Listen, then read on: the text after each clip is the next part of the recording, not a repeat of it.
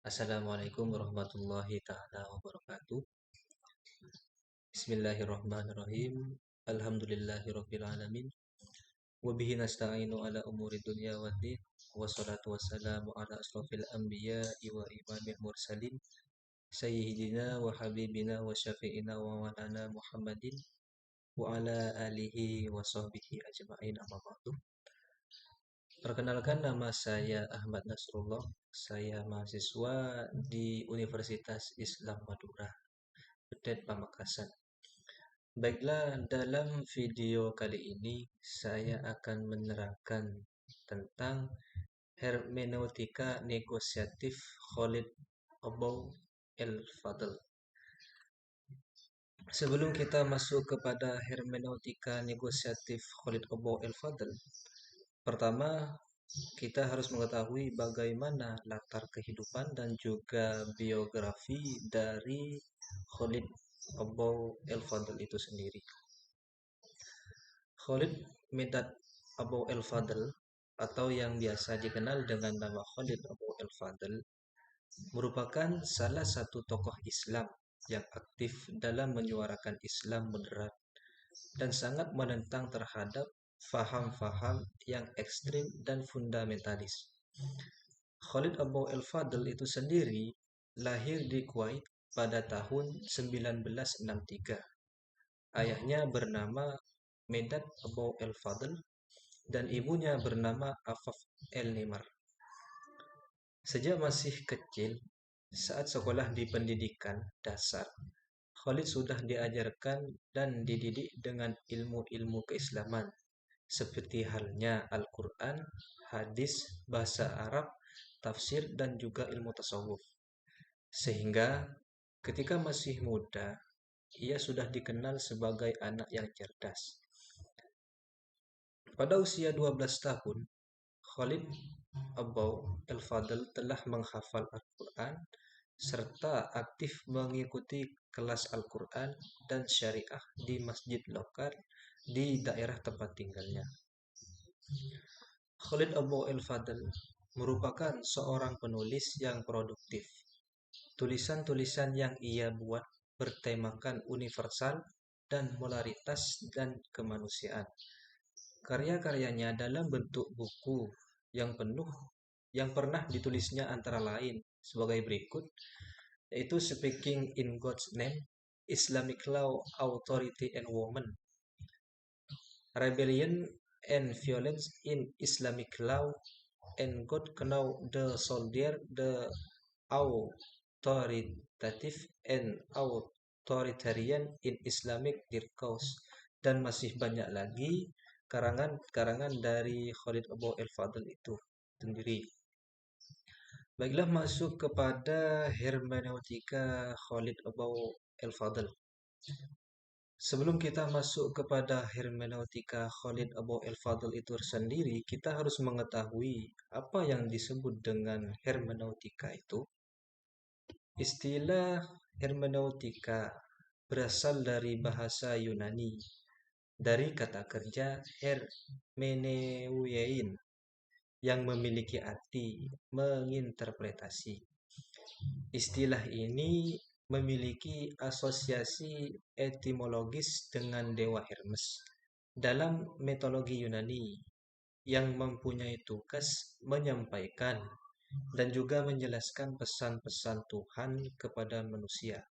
Sehingga dari pemaparan tentang istilah hermeneutika dapat ditarik kesimpulan bahwasannya tugas dari hermeneutika itu sendiri adalah membuat pesan supaya dapat dipahami secara baik oleh audiens ataupun pembaca. Masuk kepada hermeneutika Khalid Abou el-Fadl.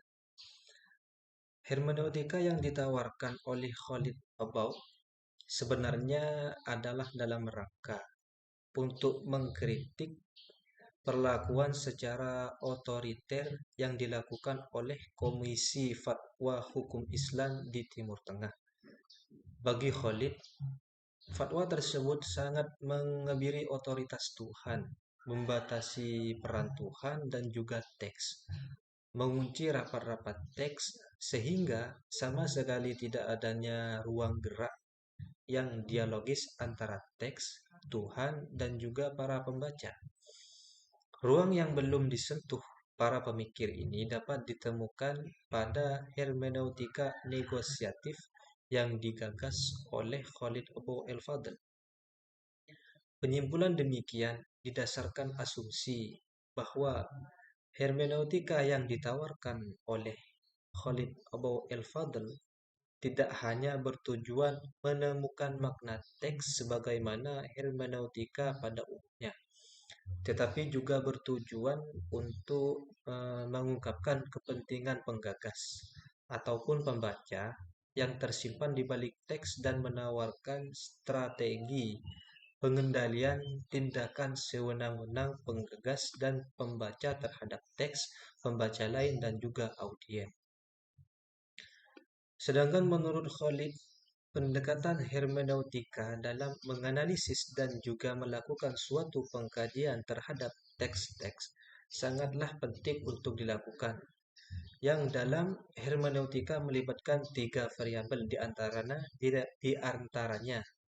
yaitu pengarang, Tuhan atau bahasa lainnya author, teks, dan pembaca atau bahasa lainnya reader. Masuk kepada yang pertama, yaitu pengarang, Tuhan atau author.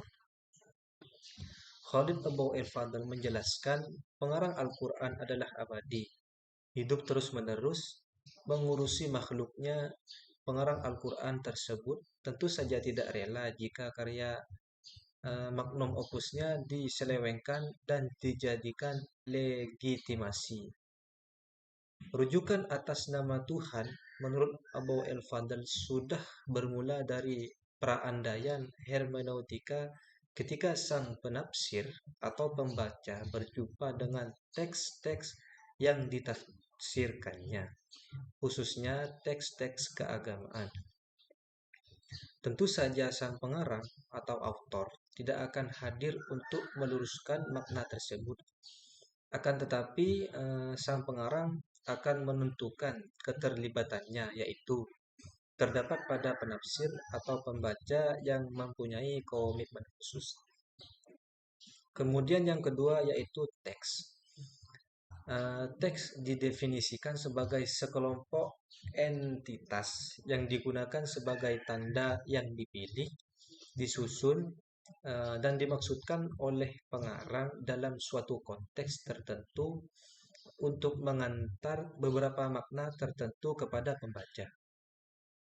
Biasanya teks itu sendiri tersusun dari berbagai simbol, dan simbol terbentuk dari berbagai entitas. Dalam hubungannya dengan hermeneutika Khalid Abu el-Fadl, yang dimaksudkan dengan teks di sini adalah Al-Quran dan juga hadis. Khalid menginginkan bahwa Al-Quran dan hadis atau teks dipandang sebagai karya yang secara terus-menerus berubah, yakni membiarkan diri mereka terbuka bagi berbagai jenis interpretasi.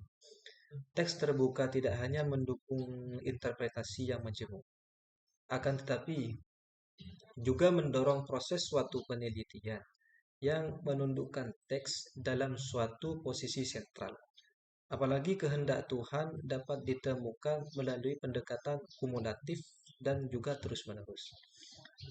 Makna daripada teks itu sendiri tidaklah permanen dan tentunya akan berkembang secara aktif, karena teks berbicara dengan makna yang diperbaharui kepada masing-masing generasi pembaca.